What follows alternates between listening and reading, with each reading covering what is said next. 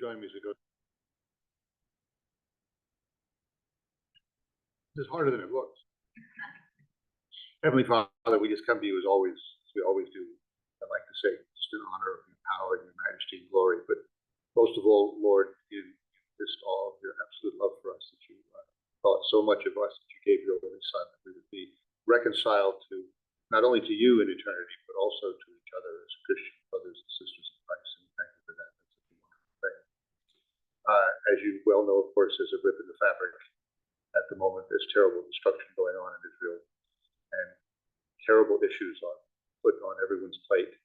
And we can just see how badly things go when we forget God. We don't have your standard by which to make moral judgments. And we see people who can't tell right from wrong and can't tell evil from good. And it's just, hopefully it will serve as a wake-up call, at least to our country, but also to Western civilization.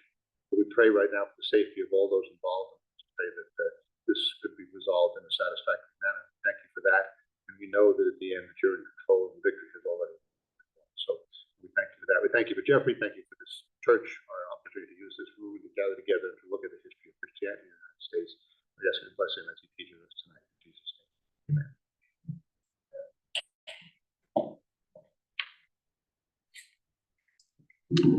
Well, good evening. Good to see you all. Thank you for your prayer, Bruce, and announcements, Millie. And I believe we may have only 3 more sessions after tonight. So I'm going to try to talk like an auctioneer, and maybe we can go as far as time will allow.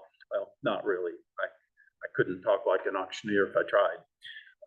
But anyway, I know we're deeply immersed into the main section of our course, The God Who Is, Classical and Modern Arguments for the Existence of God. We started this section about 3 weeks ago. Bruce did an excellent presentation on some of the major points related to the case for a creator. And in the last 2 weeks, we've gone in a lot of depth as we work through some of the major issues that Christians need to know about all of this. So last week we were talking about, excuse me here, let me find my place here, 4 teleological phenomena that deal with what we call the teleological arguments. In other words, teleology relates to purpose in life and the reason for which we exist. And so we covered quite a bit of that. If you look there on page 15 of your notes, you see the teleological arguments, the 4 teleological phenomena, and the fact that naturalism, atheism, a godless worldview, basically, cannot account for 4 basic teleological phenomena. And the first is, how can naturalistic processes account for the existence of the first living matter from non-living matter? And this is something, as we talked about last week, scientists don't have a clue, and the honest ones will admit that that's the case. Then we went on from there to talk about the second point on page 16 in your notes, which is, how can naturalistic processes account for the emergence from the very earliest life forms, which were incapable of reproducing themselves, of life forms with a capacity for reproduction? And we talked about it again. Science has no answer to that issue. Our answer has to come from theological and biblical sources, but also logical, philosophical sources as well can help very much. And then point number 3 is, how can random naturalistic processes account for the complex coding and information processing that is endemic in all life forms? And again, that is just an absolute marvel to consider. And the scientific community, again, can't provide any help in that respect. Now, we'll pick up here with point 4 there at the bottom of page 16.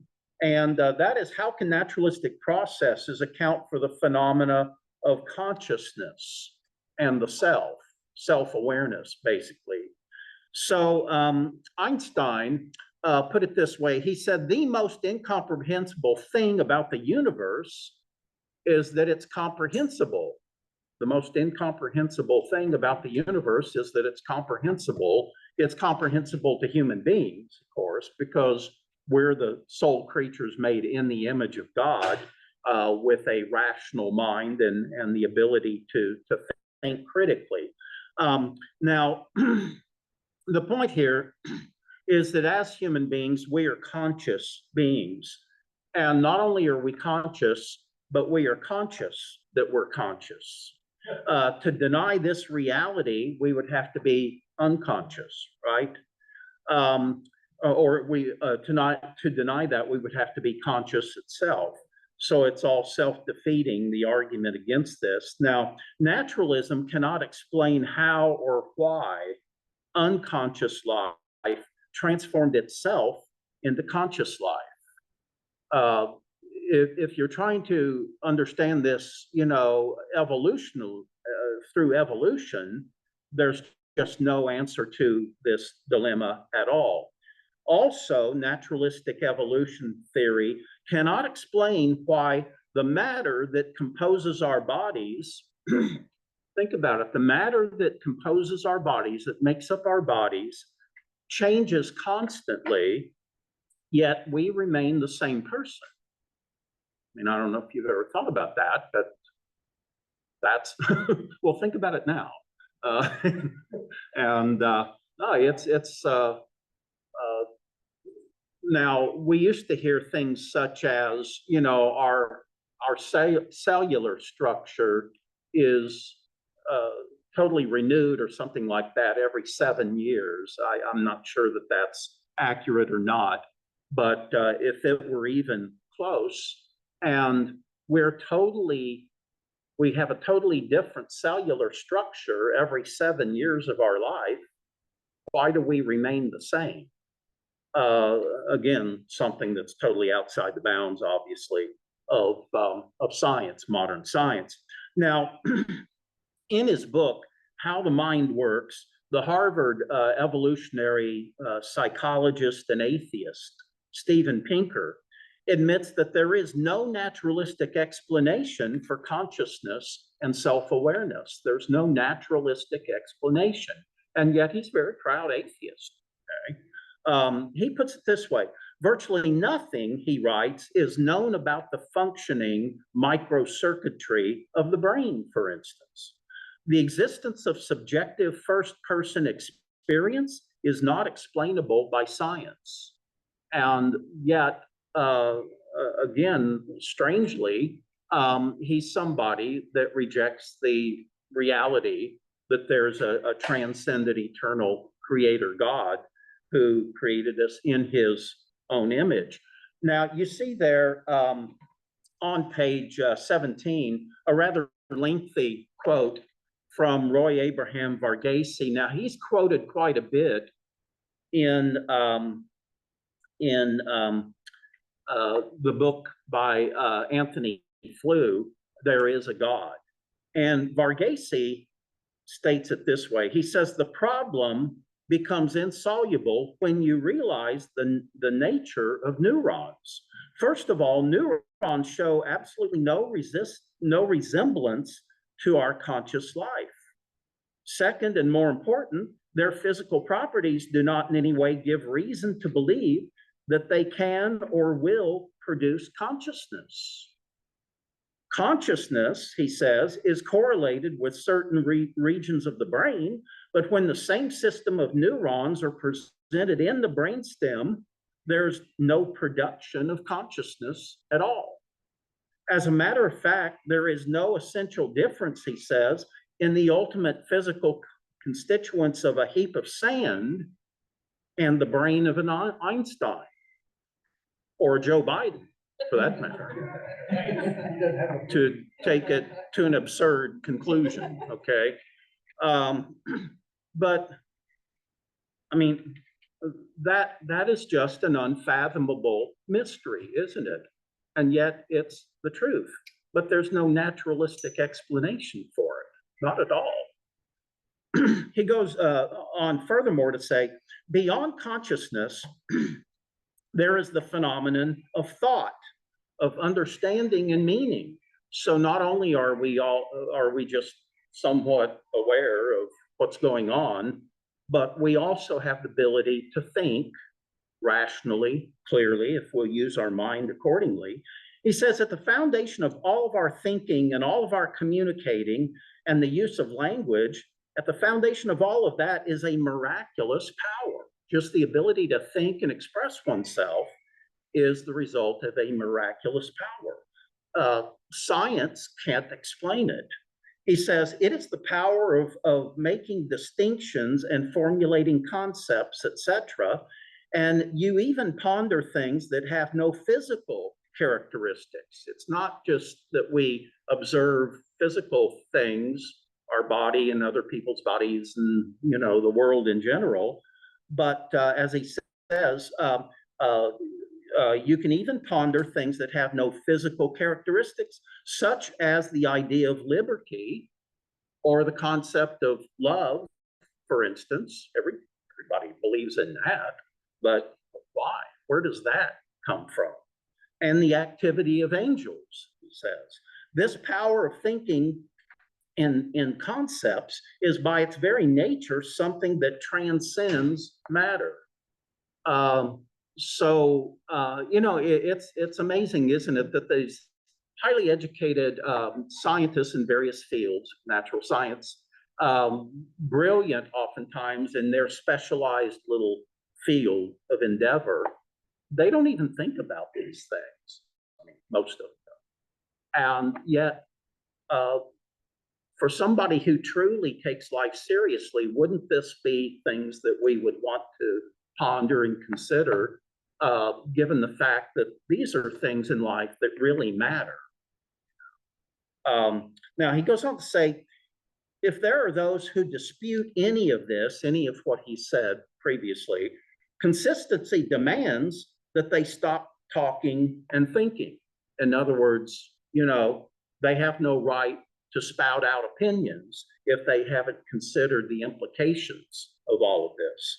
The ability to intellectualize has no physical explanation because there is no organ that performs understanding. Again, it's just remarkable and unfathomable, the reality of this. Doesn't the mind provide understanding? There's nothing physical that we can identify that now you use the word mind correctly. You didn't say the brain. Paul, did you have a? Yes. Yeah. I've examined many brains. I've never seen a mind. Yeah. I do brains and sections. And how would I never found a mind. how Yeah, well, brain. Okay. how would you how do you differentiate between the two, mind and brain? Because we all, Brain is an anatomical. yeah, physical. Mind is basically discuss that we have this ability to process ideas. Mm-hmm. Mm-hmm. Where that, and you can even find the places in the brain where you have some abilities, like the ability to speak, or where your right and left eye are working, and the back of your brain.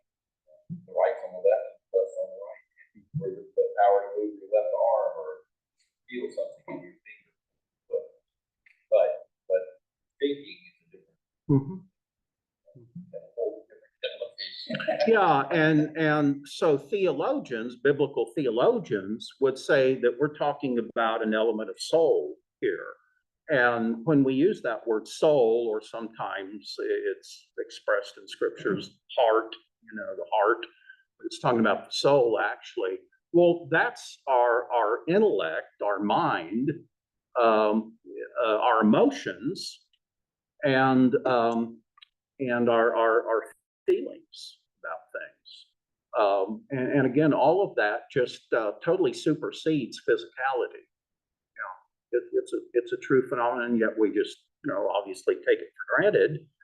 But the only explanation is a supernatural explanation.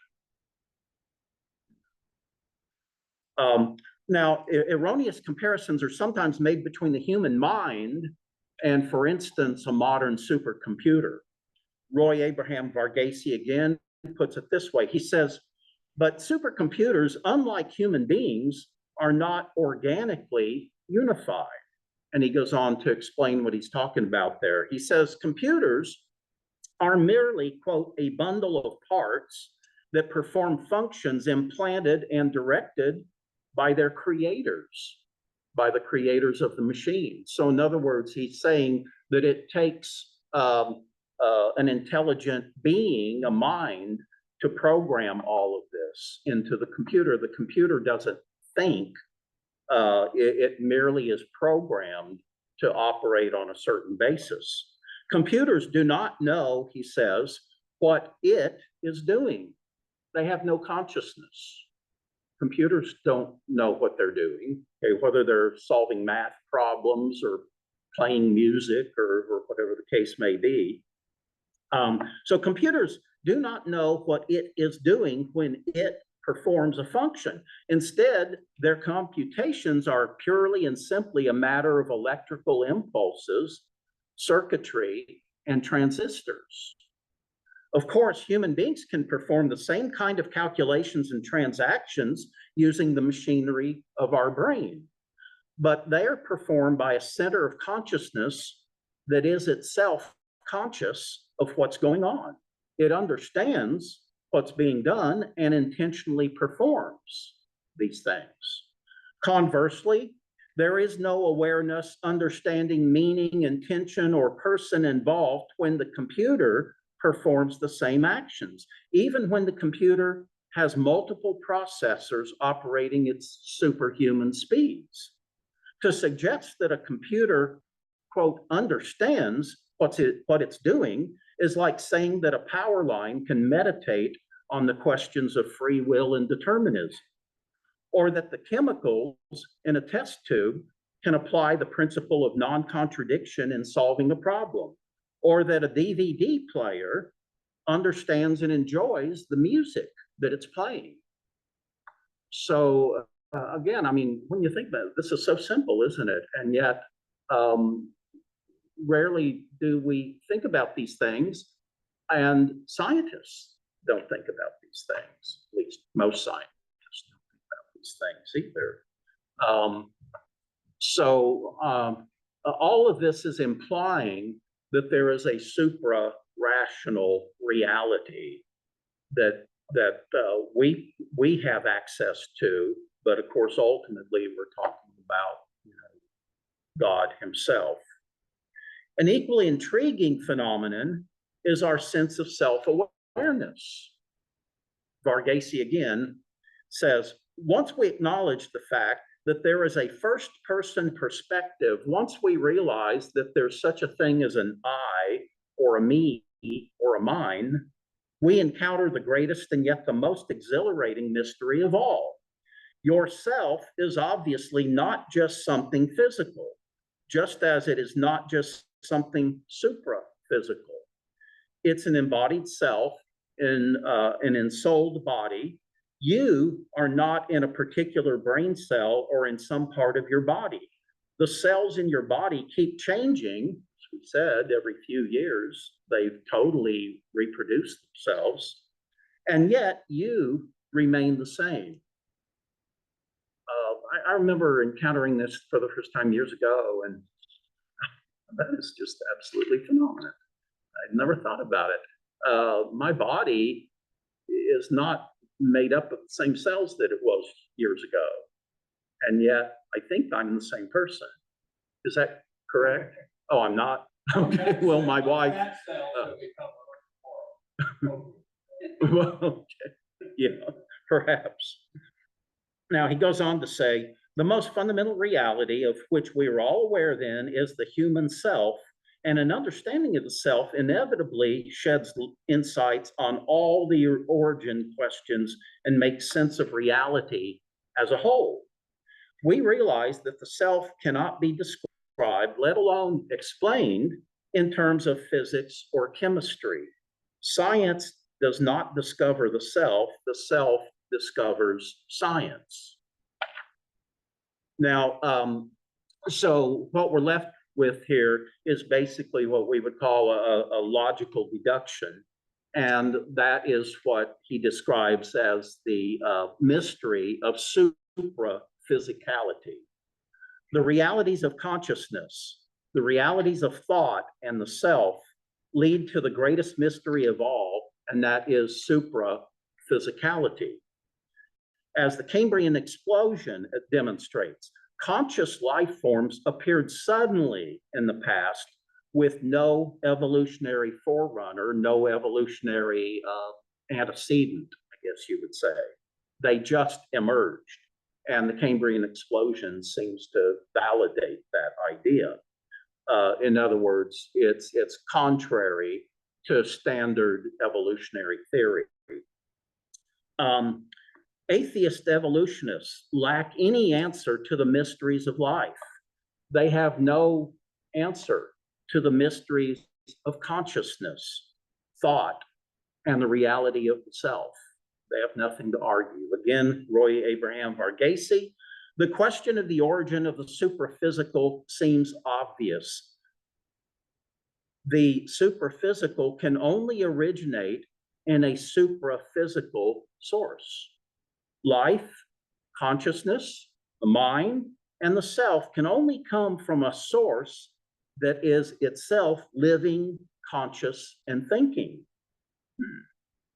If we are centers of consciousness and thought who are able to know and love and intend and execute certain things, I cannot see how such centers could come to be from something that is itself incapable of all these activities, which is basically nature. You know, the atheist would say, no, everything's just, natural.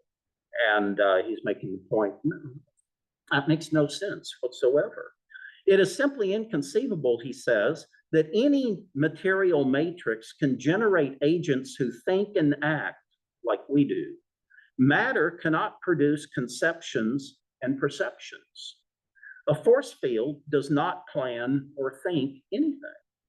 So at the level of reason and everyday experience, we become immediately aware that the world of living, conscious, thinking beings has to originate in a living source, in a living mind. And apparently this is an eternal source and an eternal mind as well. So does that all make sense? Lost a drought rebar. The Roy part you're talking about. Yeah. That last paragraph kind of in the third thing down on page 17. Last paragraph.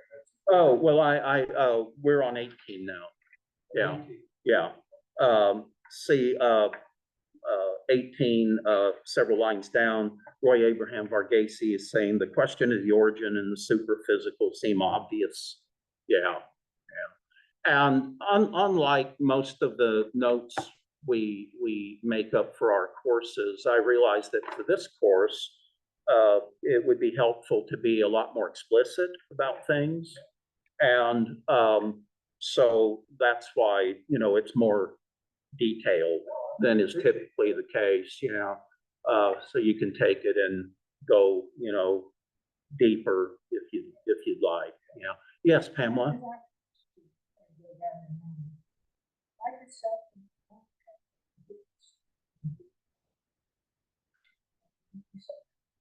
Well, Varghese said that, yeah. Mhm.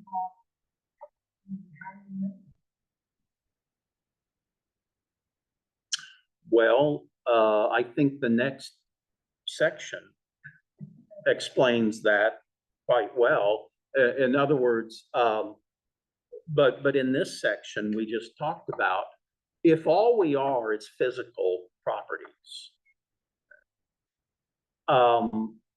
first of all, where could that possibly have come from in nature alone? We understand that we can think, we can love other people, we can hate people, we can, philosophize and so on. And that makes no sense if all we are is a physical being. Now, we can interact with other physical beings, of course, but we're talking about things that go beyond just natural observations. Yeah.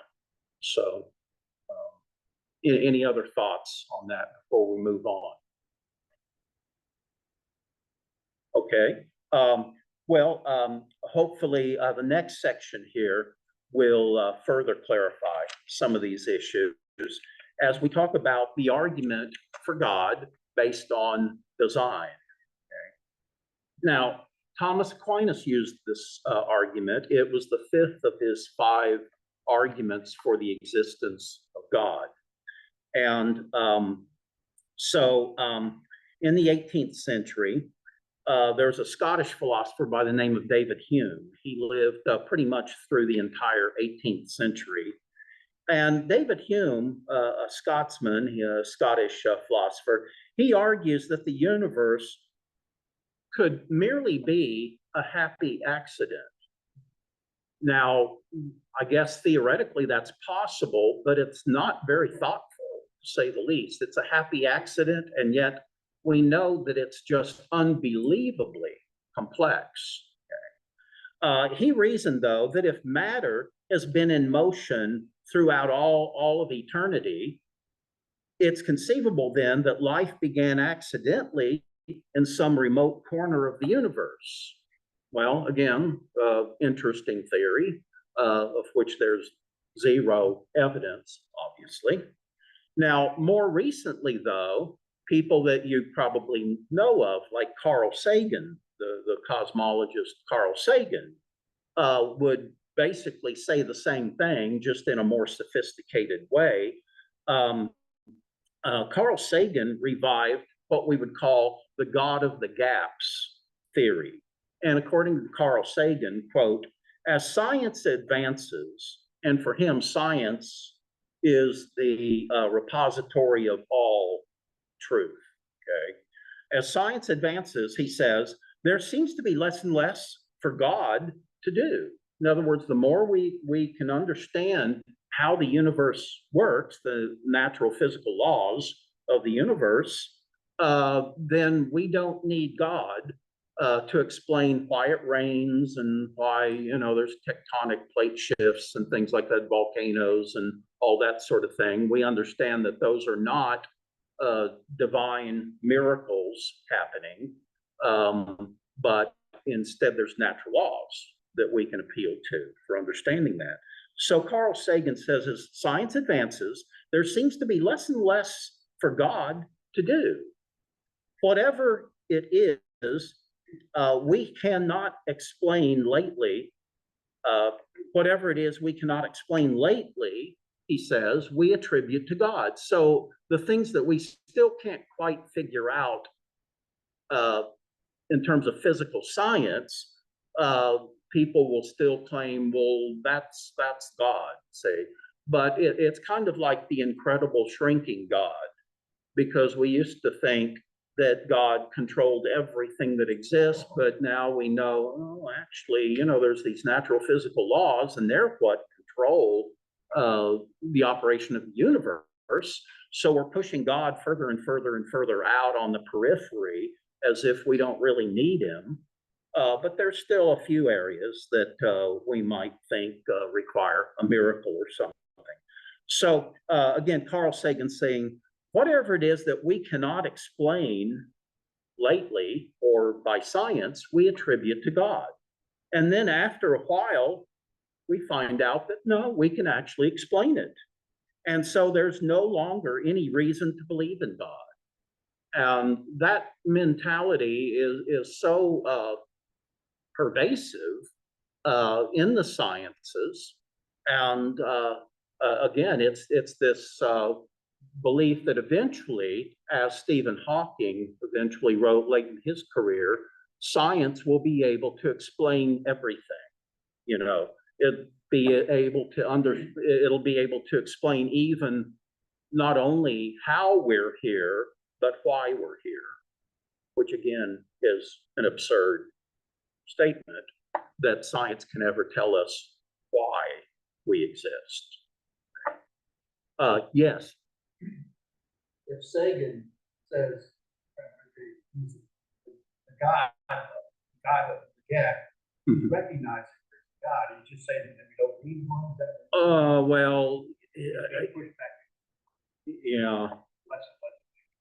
Yeah, I hear, I know that's part. And in all likelihood, he may not even exist. Because eventually we'll even be able to figure out the cause of these phenomena. But if he's an atheist, doesn't believe in God, and he comes up with a statement that God is a gap, Mhm. to me, he's acknowledging there's a God.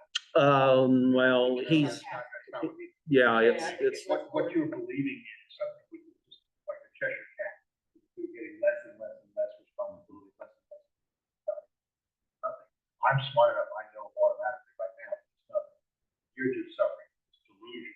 So I have characterized that God of the gap, the same way they call the creation event, the Big Bang, the derogatory statement in terms of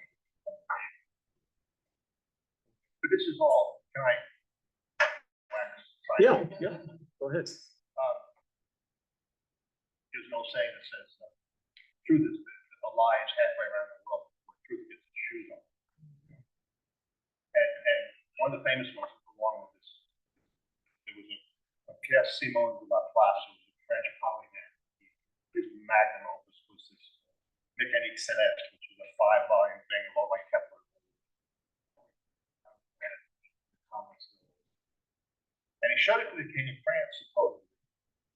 And the king listened carefully and you don't have to listen too carefully. And he finally at the end he said, so Monsieur Laplace, where is God in your equation?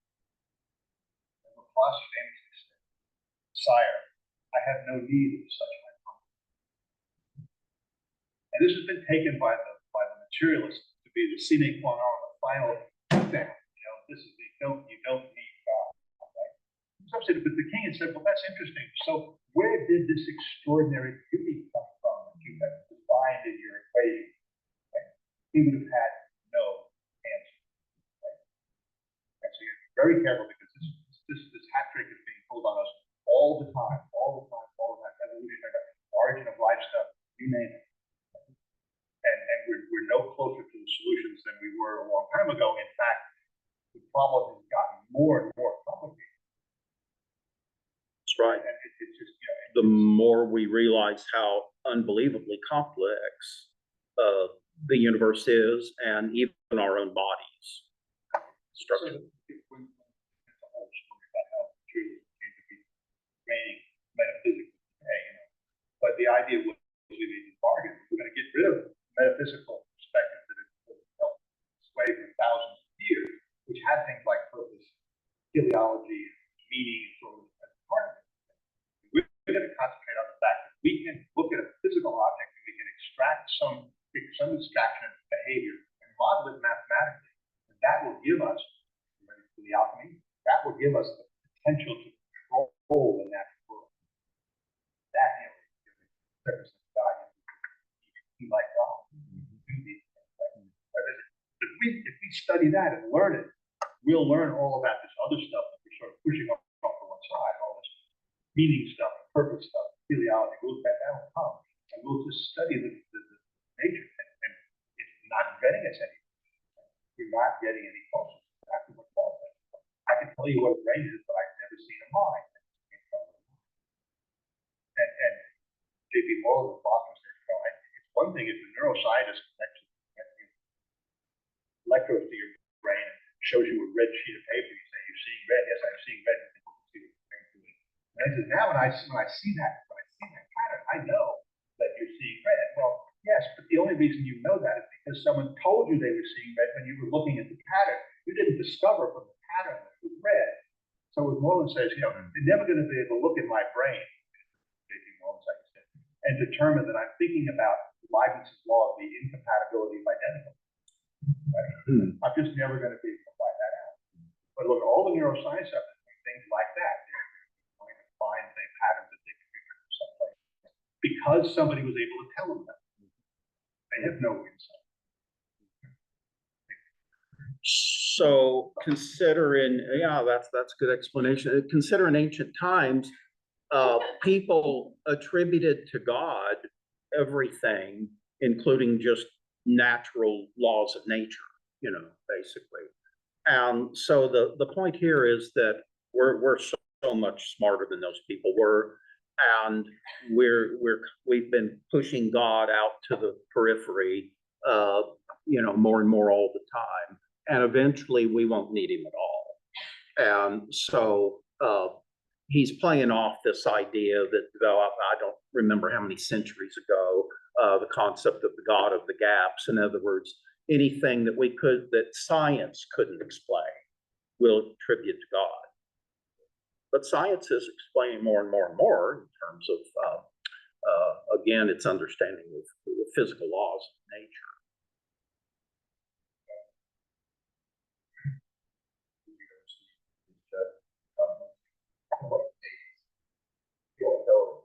Carl Sagan.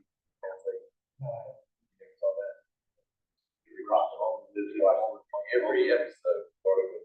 Yeah. The cosmos is all that ever is, has been, and ever will be.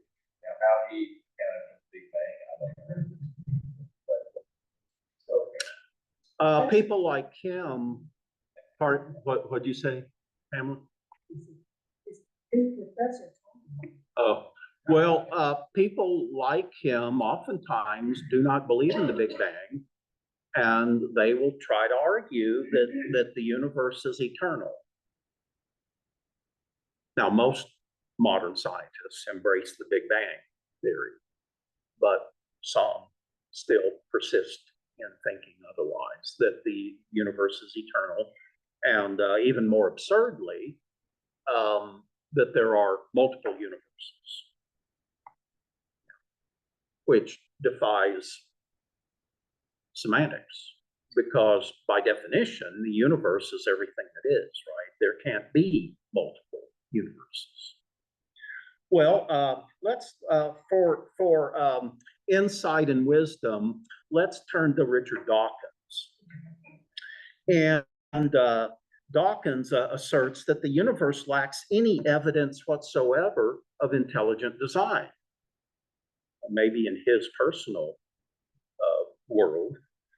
He puts it this way: the universe we observe has precisely the properties we should expect if there is at bottom no design, no purpose, no evil, and no good, nothing but blind, pitiless indifference. Now, what an outrageous statement, you know? I mean, look at it. It makes no logical sense, and certainly it doesn't comport with reality. I mean, I guarantee you, if you walked up to Richard Dawkins and insulted him, he would take offense. And if he took offense, then that's an implication that he thinks something you said was not good, you know, was out of sync with reality or the truth or whatever. So it's an indefensible position to hold, but he's made a lot of money off of it nonetheless. Apparently that's all that ultimately matters to many people. So in fact, both reason and modern science demonstrate the utter absurdity of what David Hume wrote about back in the 17th century, 18th century, and people like Carl Sagan continue to hypothesize. Brian Miller puts it this way: the most obvious conclusion about our universe is that it was created by a transcendent mind who designed it for the purpose of supporting life. Denying the conclusion of design has forced scientists to propose the most arcane and contrived theories filled with multiverses, mysterious fields, and other wild speculations. Such efforts by many scientists are perfectly reasonable given their materialistic framework. Well, I guess you could say that. But an honest evaluation of the evidence should at some point inspire them to question their philosophical assumptions. But see, they live in a world where too often these dominant theories are constantly reinforced by their colleagues. College faculties, for instance, are little fraternities, little social clubs. And they used to be more diverse than they have become in recent decades. But now, if you and we're talking about whether you're in a philosophy department, a theology department, a history department, or whatever, if you depart markedly from the dominant, opinion in that field, then you are, ostracized. So they're constantly being, their materialistic, naturalistic theories are constantly being reinforced by 98% of their colleagues. That's why we need, last 20, 25 years, the cult of diversity in universities. Well, that cult of diversity, that's all about superficial things. It's about skin color and sex, male or female, and things like that.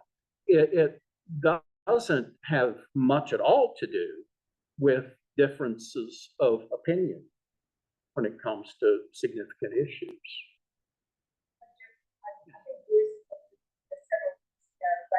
The idea of intelligence is really a sort of concept out there and how it's making headway. Now, whether it's intellectual knowledge, but if you just look around and observe what's around it, you see that Spinrilla loves to do photography and pictures of plants and cacti and the universe on the night sky. It's just amazing. People who are, they're ignorant. And people are intimidated to question them, make some decisions here. Yes. But Mm-hmm. like everybody. And the idea of design is amazing. Yes, yes, yeah. So are these people really honest, sincere seekers of truth? Or are they just looking for prestigious positions in academia or whatever area of life? I think that would be the issue.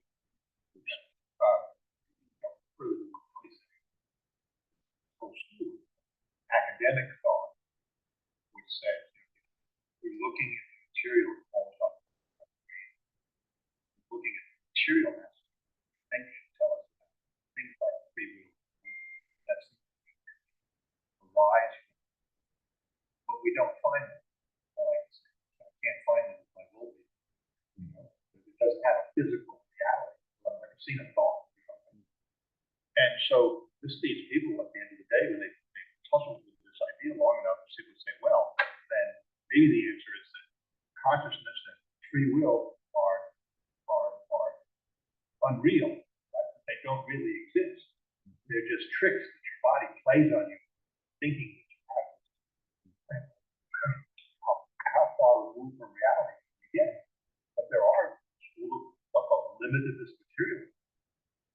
That's what they promote, because they're forced there by the exigencies of the things that they've claimed for 30 years. And I think any serious person in life would understand that the ultimate goal is to understand our Creator, the source of our being, and what we owe our Creator.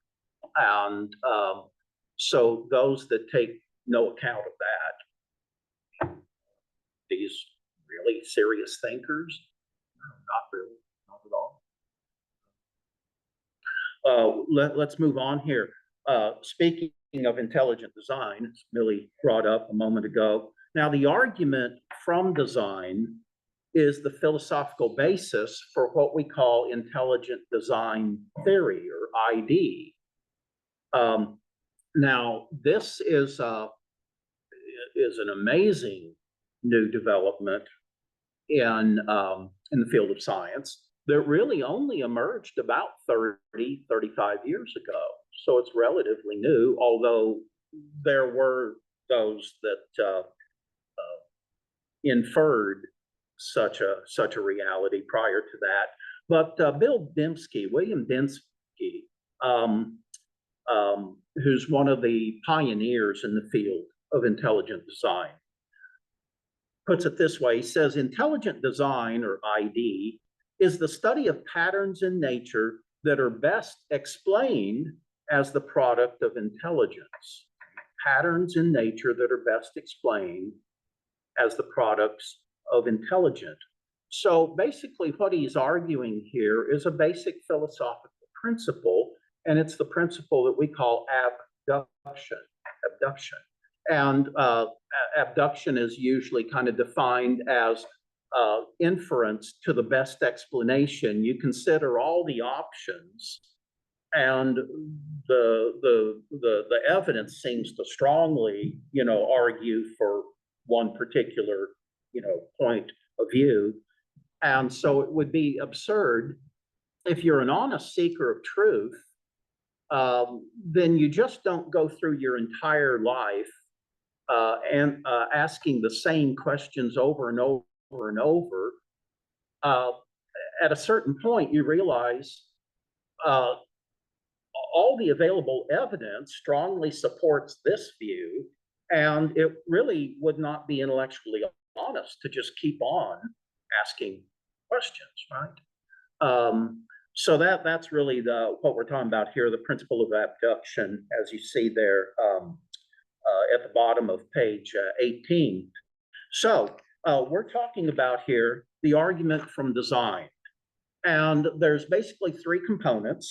And the first argument would be, as you see, there is intelligent design of the universe. It didn't just happen haphazardly. So there's an intelligent design to the universe. Now, secondly, if that were true, that there's an intelligent design to the universe, all designs, of course, imply that there's a designer. Okay? And that's the second point. And then thirdly, the super intellect, who is the intelligent designer of the universe, is God. And again, this is something that even Aristotle, 2,400 years ago, was able to deduce, because he was a serious thinker and was seriously pursuing, truth. So let's go back to the first point here. There's an intelligent design in the universe. A good example would be the laws of mathematics and physics. Now, Dinesh D'Souza, many of you are familiar with him, writes it this way in his book, What's So Great About Christianity? D'Souza says, quote, "The laws that govern this universe seem to be written in the language of mathematics. The greatest scientists have been struck by how strange this truly is."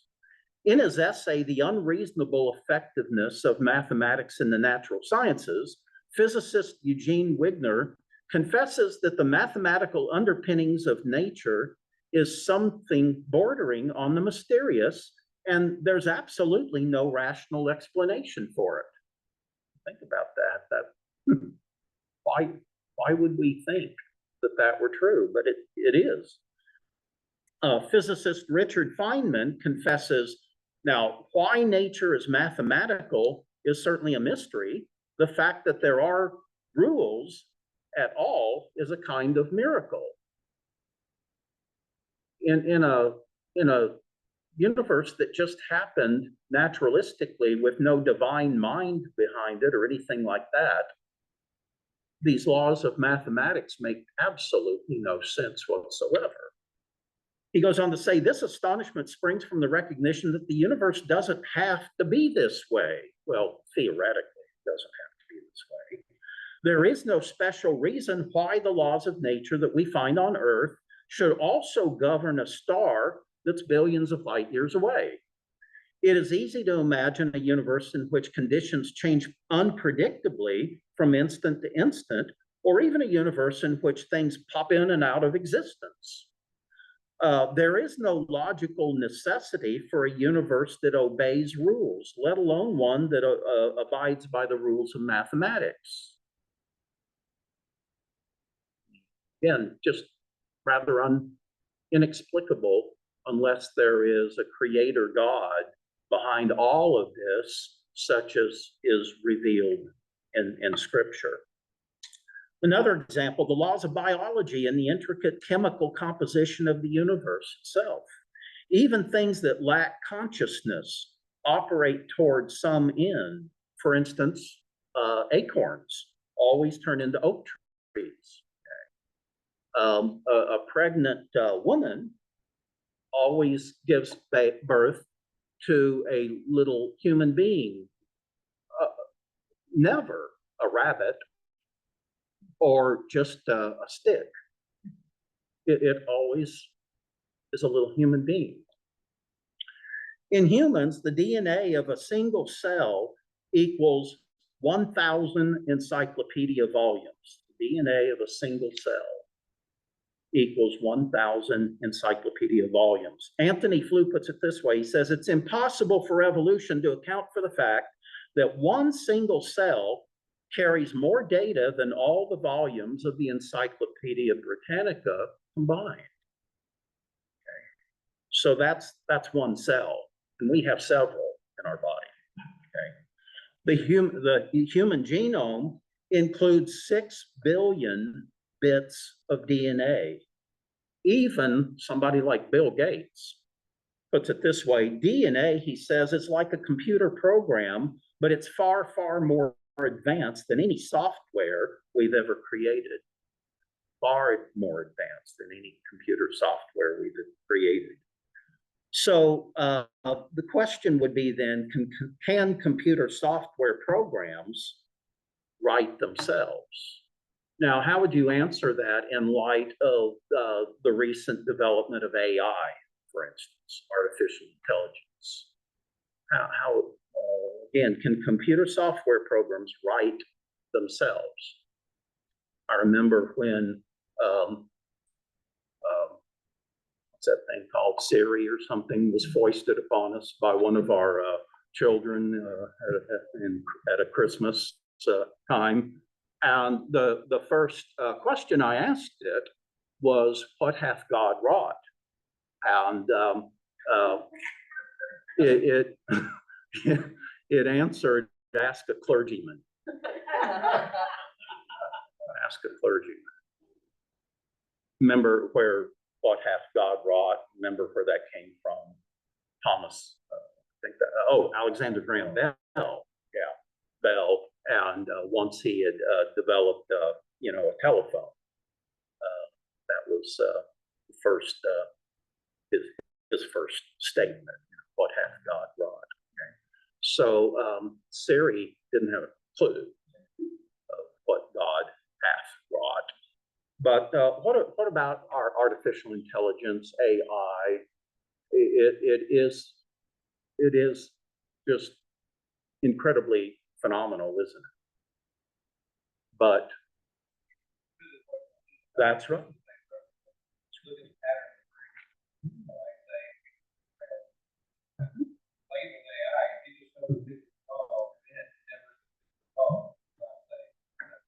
Mm-hmm.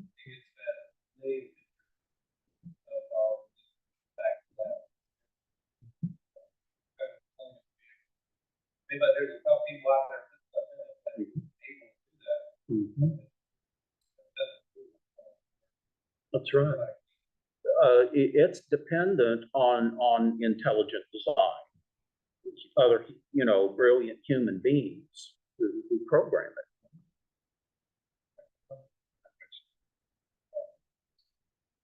These large language models are just extraordinarily sophisticated versions of what you have in your iPhone, where it helps you fill out text, get through a certain letter, suggested words like that. And sometimes it even suggests, well, after this word, the preposition of usually comes, put that in. It knows those kinds of things. And these large language models are just that, written very long, zillions of pages of material. What's the probability of it being a legitimate word coming in? I mean, look, we're fans followers of this paper. Right. So we're always very critical of newspapers and stuff, like Wall Street Journal. And mistakes are just proliferating, right? And you think this has got to be handled by some kind of artificial intelligence program, somebody who does put a newspaper like that out on a daily basis. Can't have 5,000 copy readers sitting in a room somewhere like a bunch of people scribes.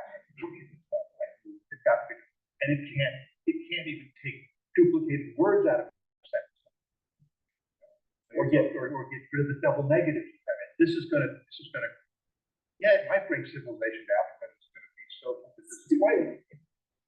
But When you say proofreading, you're talking about for grammatical, like, not factual errors. well, even. Yes, not yet. I don't think. Yeah, I probably did. Marietta Davis, Wall Street. But the Wall Street It's, Journal is very, that kind of thing. It's turned into the Marietta Daily Urinal. Yeah. Any other thoughts? Okay, well, let's move on then.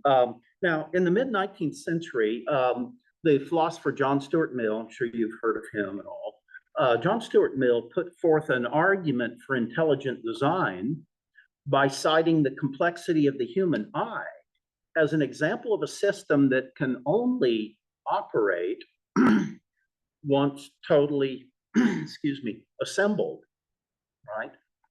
How could a human eye have evolved over millions and millions of years? Rods and cones and lenses and eyeballs and all the other component parts. Does that not strike you as impossible? Well, the answer is that it started out as light sensitive spot. You put it on the top. Is the just so stored? So they'll tell you that. And of course, if Darwin is correct, at every stage along the process had to serve some valuable function for the organism. Otherwise, it would be deconserved. Because the body's very good at saying, if I've got stuff hanging around, I can't use that to repair it, feed it, give it blood and all this oxygen and whatever. I'm just going to get rid of it. I can't make it go away. The idea that these complex systems could be built up over time. Very, very difficult. And of course, the body's way behind the times in getting rid of the appendix, right? Or some people claim that actually it does have a function or something. But they argued for a long time about the fact that the optic nerve seems to come out of the wrong side of the cones, your eye. It comes out of the front instead of thinking by the back of the optic nerve brain. What a stupid piece of design. Even a simple, molecular biologist, first year molecular biology school would do better than that. Then they found out that formation allows us to see in low light in ways that we couldn't do otherwise. So we just see, this is not complicated.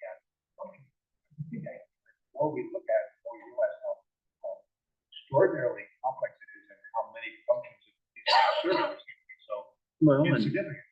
And nature just figured that out on its own, right? Yeah, right. So the point here that Mill was making is the eye can only operate as an integrated whole with all of its component parts functioning. He thought that this and other examples dispelled any notion that random chance could produce the incredible complexity that we observe in nature, and he was, right on track. in that respect, somebody who lived 150 years ago. So in the 1940s, then, a century later, Alfred Edward Taylor argued that nature reveals an, quote, anticipatory design that random evolutionary processes just absolutely cannot account for. In the early 1990s, Michael Behe, again, one of the pioneers in the development of intelligent design theory, Michael Behe, a biochemist at Lehigh University at the time, caused an uproar among biologists with his theory of irreducible complexity. And according to him, an irreducibly complex system is one composed of several interacting parts that contribute to the basic function, and where the removal of any of these parts causes the system to effectively cease functioning. You know, we've used everything from examples like a common mechanical mousetrap, a simple little mousetrap. Well, how many parts does it have? Like 4 or something like that. But they all have to work, don't they, for it to have any functionality whatsoever. And likewise, there are bodily organs that are irreducibly complex and cannot possibly have evolved by random genetic mutations over time. It's important to note that Darwin posited his theory in a time when virtually nothing was known about the inner workings of the cell. Biologists in the 19th century thought that the cell was composed simply of protoplasm. And now we understand that the cell is unbelievably, incredibly complex. They thought it was basically jelly or something. Philosopher of science William Dembski notes that molecular systems resemble high-tech machines with, quote, as he puts it, information storage and transfer, functioning codes, sorting and delivery systems, self-regulation and feedback loops, signal transduction circuitry, and everywhere complex arrangements of mutually interdependent and well-fitted parts that work in concert to perform a function. Boy, that sounds like evolution, naturalistic evolution, godless evolution, or maybe we're just lucky. And believe it or not, that is one explanation that some will come up with when they consider all this, again, unfathomably complex features of every aspect of life. And that would be, well, look, no big deal. I mean, there may be multiple universes. We happen to live in a universe and in a galaxy and in a solar system where something as complex as human life was able to evolve. So their explanation is we're just lucky. But that would take enormous faith.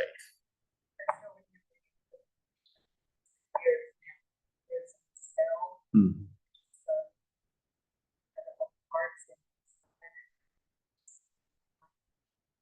It's unbelievable. One little part. And imagine that the God that designed all that, he loves us. I mean, his power and greatness is indescribable. And he loves us and actually even sacrificed his life on the cross for our sins. Again, I guess we're just lucky because not only is God great, he's also good. All right, now secondly, as we said, all designs imply a designer. Nothing that lacks consciousness tends toward a goal unless directed by someone with consciousness and someone with intelligence. Furthermore, the more complex the design, the greater the intelligence required to produce it. Now, the theologian Norman Geisler, puts it this way, he says, furthermore, the design that we see in the universe is complex. The universe is a very intricate system of forces. He goes on to say, life is a very complex development, to say the least. You know, we can use all kinds of examples. A great work of art implies an artist. It didn't just arrange itself. A building implies an architect and a builder. A book implies an author, a publisher, a printer, and a binder. Anthony Flew puts it this way, he says, the important point is not merely that there are laws of nature, but that these regularities are mathematically precise and universal. Carl Sagan, again, he says, the information content of the human brain expressed in bits is probably comparable to the total number of connections among neurons, about 100 trillion bits. If written, so don't ever accuse somebody of being brainless or whatever. If written in English, he says, the information would fill some 20 million volumes, as many as in the world's largest libraries. The equivalent of 20 million books is inside the heads of every one of us. I know we all know people who we might question that. We see them on TV with regularity. Yeah. Look, Millie, we're just lucky. That's all. Won the lotto. Won the genetic lottery or something. Goes on to say the brain is a very big place in a very small space. The neurochemistry of the brain is astonishingly busy. The circuitry of a machine more wonderful than any ever devised by human beings. And again, Norman Geisler puts it this way. He says, a single DNA molecule, the building block of all of life, carries the same amount of information as one volume of an encyclopedia. No one seeing an encyclopedia lying in the forest would hesitate to think that it had an intelligent cause. So when we find a creature composed of millions of DNA-based cells, we ought to assume that it likewise has an intelligent cause. Based on probabilities, the odds of a complex human being emerging purely by chance is entirely too high to calculate or even imagine. If human beings are nothing more than products of mindless, impersonal, amoral, and purposeless processes, then it makes no sense why we are the conscious persons who have an innate sense of morality and purpose in life. Again, Dinesh D'Souza puts it this way, evolution has no explanation for the origin of the universe and its laws. Evolution itself requires a finely tuned designer universe. Biologists who insist that evolution operates according to the principles of time and chance oftentimes forget that it also depends on the laws of the universe that is not the product of time and chance. Even if God did not override the laws of nature in order to create, in order for mankind to emerge, who programmed the cell with its digital code? Who gave it the capacity to make copies of itself? Who made a universe where the laws that could produce mankind emerged? What is the ultimate explanation for why reality is structured the way it is? So a couple of more comments on this before we move on here.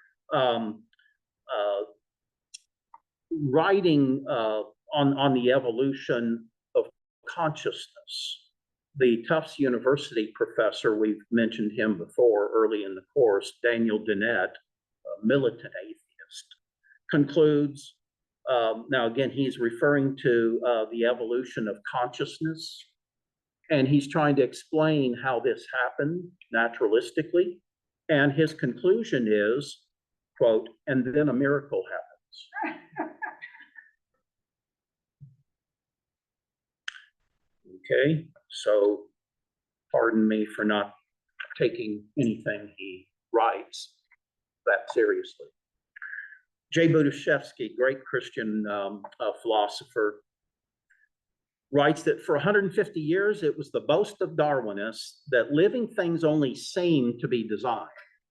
In particular, that, quote, man is the result of a meaningless and purposeless process that did not have us in mind, to quote popular Darwinian paleontologist in the past, George Gaylord Simpson. He goes on to say, today, we have an overwhelming evidence that this is absolutely not so. Living things contain immense and irreducible complexity and cannot be accounted for by the mechanism that Darwin proposed. Natural selection is supposed to proceed by undirected small modifications, one bit at a time, but the living cell has turned out to be a maze of molecular machines, in many of which the parts interact in such a way that unless all of them were present at once, the machine either doesn't work right or doesn't work at all. It goes on to say that Darwin wrote that, and this is important to note, Darwin wrote, if it could be demonstrated that any complex organ existed which could not possibly have been formed by numerous successive slight modifications, then my theory would absolutely break down. Darwin wrote that. And so by his own criterion, Darwin's theory has absolutely broken down. Budiashevsky goes on to say, even if human beings could have come about by natural selection, the Darwinian mechanism certainly doesn't explain where life came from in the first place. Even if it could explain where life came from in the first place, it certainly couldn't explain where the universe came from. And even if it could explain where the universe came from, it doesn't explain why the universe is so exquisitely fine-tuned for the possibility of life such as us. These things are so plain that even an atheist, like the Nobel Prize-winning astrophysicist Fred Hoyle, was forced to recognize them when Fred Hoyle wrote, quote, a common sense interpretation of the facts suggests that a super intellect has monkeyed with physics. A super intellect has monkeyed with physics, as well as with chemistry and biology, and that there are no blind forces worth speaking about in nature. So he's refuting his own atheism, isn't he? And see, we should never find these kind of inherent contradictions in people's thinking surprising if their essential thesis is a lie. Lies, I think I'm safe in saying, lies never retain consistency, logical consistency. They're not the truth. That's certainly true. You know, we oftentimes say that all philosophies have some truth. All religions have some truth in varying degrees. But they also have lies embedded in them. And that's why you have religions and philosophies that have inherent contradictions, constantly contradicting, you know, certain premises that are set forth, because they're not the truth. But again, most of them contain at least some truth. And that's why they have any fellowship whatsoever, because there's some truth. Let's see. All right. I'd like to finish this next section here real quick. So this is number 3, and this is, of course, page 21, following along there. And this is, oh, I'm sorry.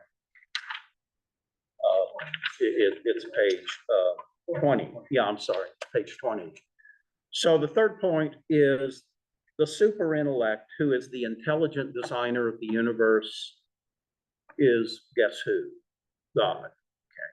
Nature requires an explanation beyond itself.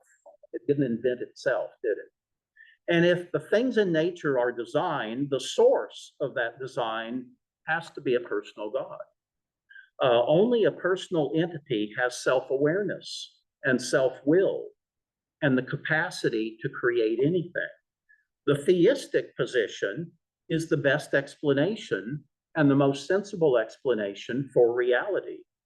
And biochemist and Anglican priest Arthur Peacock puts it this way: from the existence of the kind of universe that we actually have, considered in light of the natural sciences, it's reasonable to infer the existence of a creator God as the best explanation of all that exists. Norman Geisler again, writing, the atheist must assume the following meaningless or untenable position.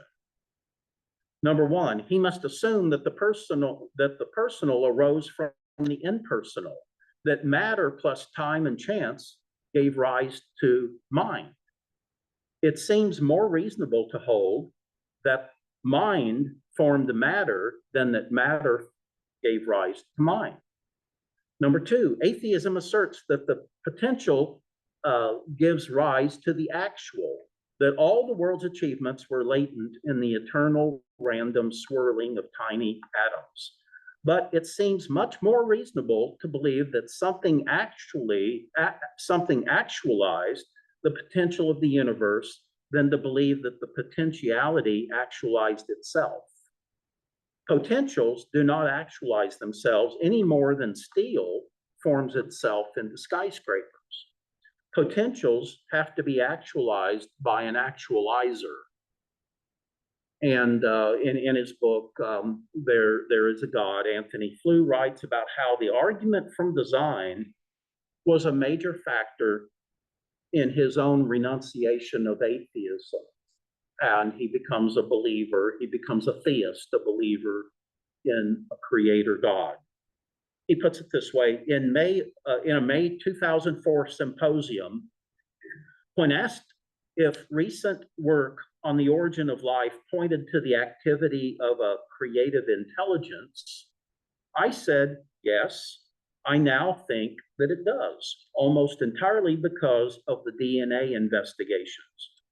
What I think the DNA material has done is that it has shown, by the almost unbelievable complexity of the arrangements which are needed to produce life, that intelligence must have been involved in getting these extraordinarily diverse elements to work together.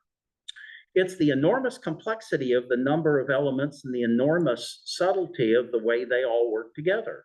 The meeting of these two parts at the right time by chance is just absolutely minute. It is all a matter of the enormous complexity by which the results were achieved, which look to me like the work of intelligence. He finishes by saying, this statement represented a major change of course for me. Remember, he was an atheist, probably the most prominent atheist philosopher in the world at the time. Says, this statement represented a major change of course for me, but it was nevertheless consistent with the principle that I have embraced since the beginning of my philosophical life. And I think he borrowed this probably from Plato or Aristotle, and that is following the argument no matter where it leads. Even if you don't, if you're uncomfortable with the conclusion, you follow the evidence and the argument to its natural conclusion. Now, most studies on the origin of life are carried on by scientists who rarely attend to the philosophical dimension of their findings. See, in classical education, all what we would call college students took philosophy, logic, and rhetoric, so that they could train their mind to think logically and clearly and express themselves logically and clearly. But I can't even imagine how many college students in recent years take a course in philosophy, and it's probably perverted anyway. But what, 1% maybe take a philosophy course, and yet that was understood for centuries to be just elemental to intellectual growth and moral growth as well. So most studies on the origin of life are carried out by scientists who rarely ever attend to the philosophical dimension of their findings. The philosophical question that has not been answered in origin of life studies is this: how can a universe of mindless matter produce beings with intrinsic ends. In other words, we believe that our life has meaning and purpose and a goal.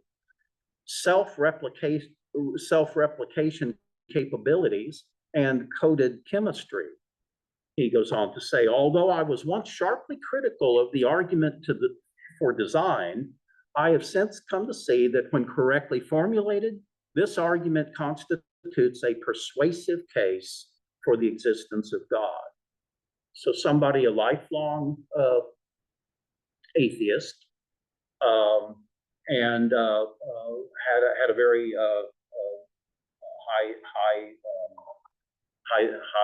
highly esteemed career as an atheist apologist, you might say.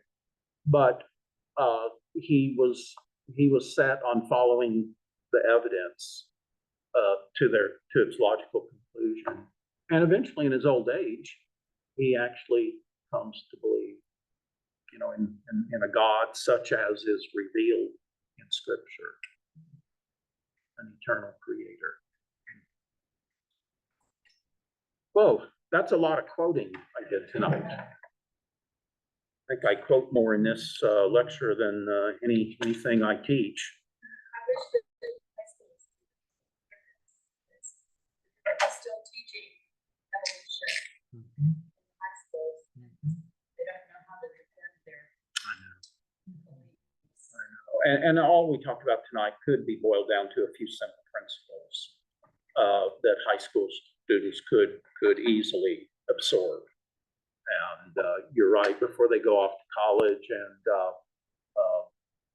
as kind of lambs to the slaughter, what is it that these students face when they go off to college? Well, a moral culture that's unbelievably depraved compared to when, most of us went to college. But then there's also this pseudo-intellectualism that they're exposed to, which is basically rooted in a godless way of thinking. And then they are also exposed to not only to secularism, but to socialism. Can you believe how many college students are out demonstrating for Hamas? Yeah, incredible.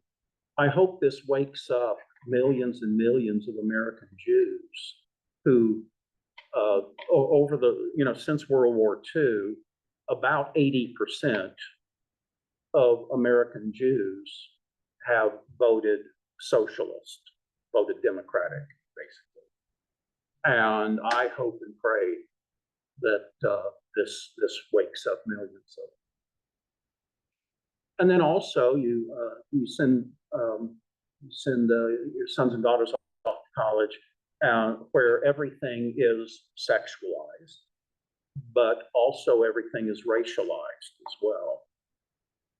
And I think we could all agree that the prevalent white racism of the past was deplorable. Well, so is anti-white racism, isn't it? And so they face just amazing obstacles to their faith. And so, as Millie pointed out, oh my, why isn't this being taught in our churches, in these youth groups, preparing these teenagers for what awaits them after high school? But it's not, is it? I wouldn't think that 1% of churches deal with issues like this.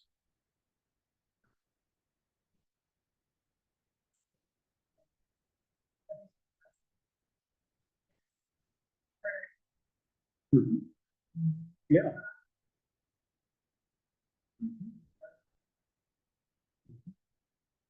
Yeah. Some of you know Mike and Darlene McKeithen. who go to Mount Bethel. And I can't remember how many years they taught middle school there at Mount Bethel. And Mike got turned on to Christian apologetics, 15 or so years ago. And I remember him telling me that anytime he and Darlene introduced an apologetics topic, the interest level in the class just perked up.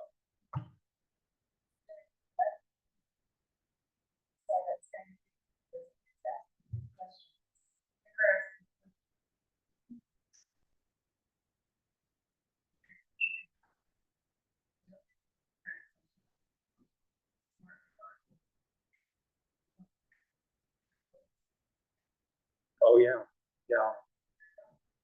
Absolutely indoctrinated.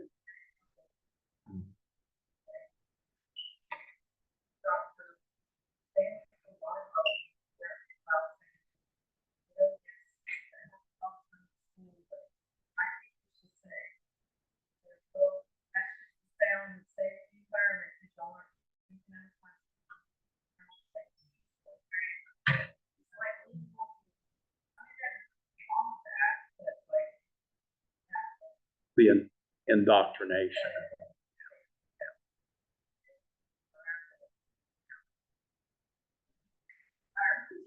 Well, I hope we all, understand all the more clearly how utterly absurd this godless propaganda is, and how absolutely unsupportable, indefensible it is. It's just blatant nonsense. That's all. So next week we'll continue on. We'll talk about the watchmaker argument. You've probably heard of that. The watchmaker argument is as formulated by Blaise Pascal, for instance, and we'll go on to cover several more, I think, key components of this topic that we're dealing with. Now, I believe we have 3 more sessions, I think. Have to check the calendar. And in our last session, Donna is going to talk about, okay, given all that we've talked about in this course, why do they still not believe? Why do people still resist the truth of God as revealed in Scripture and revealed, frankly, in every area of life, like we've been talking about? So very much looking forward to that. So anything else before we leave? Yes. Mike Sabum, well, like Dr. Mike Sabum in our class, he's written a book, but he is in the movie. It's going to be a Heritage Walk tomorrow and Friday. The book, the movie is After Death, and it's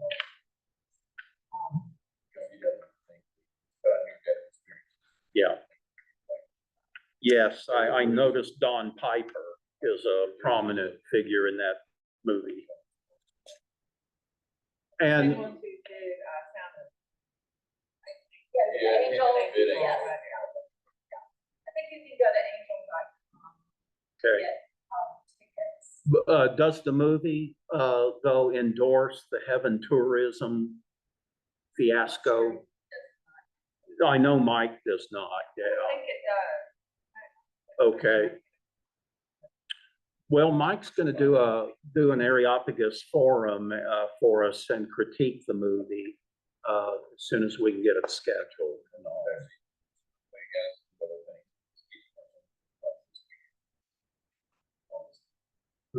Is he? We'll get an answer. Okay.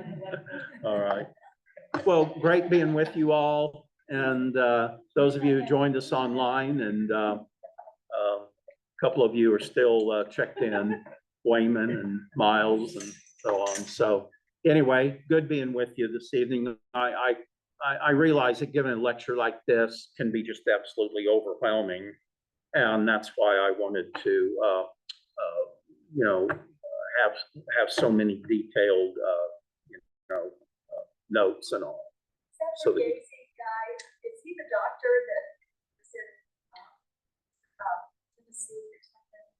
I don't remember. I know, Ray Melishap knows him well. This is Roy. Yeah, Roy Abraham Varghese, yeah. He's an author, he's written some books, he wrote one book about the AIDS. I don't know.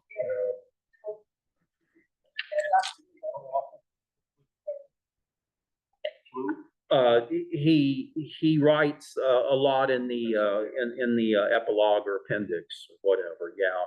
He writes a very long essay there. So, well, again, good being with you, and blessings on your evening, rest of the week. And, look forward to next week. Miles and Wayman, good to see you all. You all hung in there to the very end. Thanks.